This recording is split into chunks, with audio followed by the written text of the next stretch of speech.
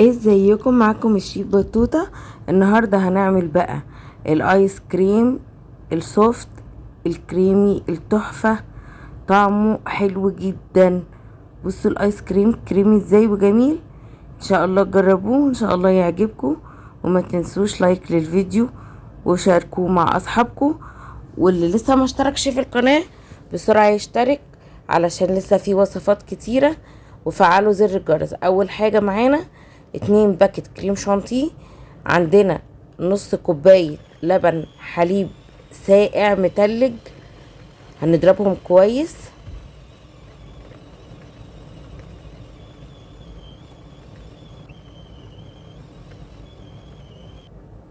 دلوقتي بقى عندنا 200 جرام كريمة لباني، هنضربها هنخفقها كويس، وحطينا عليها سكر بودر. طبعا بتدوق السكر ده على حسب الرغبة.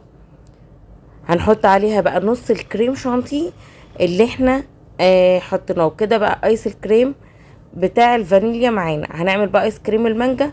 عندنا 500 جرام مانجا مثلجة، يعني مجمدينها نص تجميدة. هنضربها كده في الكبة وهنحطها على نص الكريم شانتيه التاني.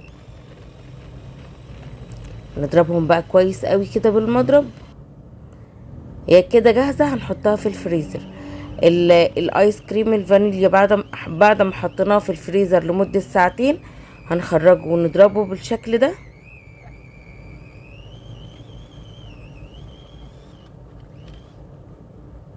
ونرجع نحطه في الفريزر تاني. برضو الايس كريم المانجا حطيناه ساعتين في الفريزر، وبنرجع نضربه تاني بالمضرب. كل ما يسقع ويتضرب بيعمل قوام احلى. دلوقتي بقى خلاص بعد ما قعدناه في الفريزر واتجمد خالص، يعني مدة طويلة لتاني يوم تقريبا، واتجمد خالص، هناخده بقى وهو متجمد كده وهنضربه في الكبة او في الخلاط.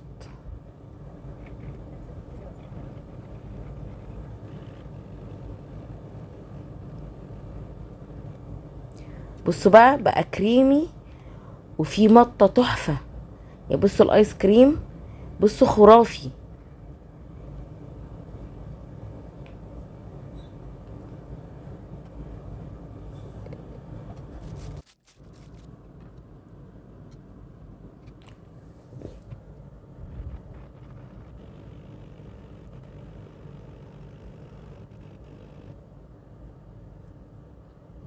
بصوا المطة، بصوا تحفة.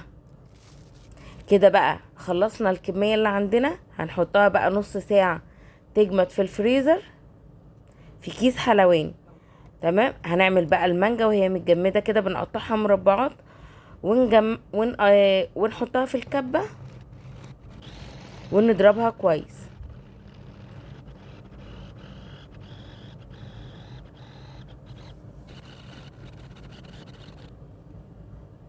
برضو بقت جاهزة معانا اهي، كريمية وجميلة وبتمط تحفة.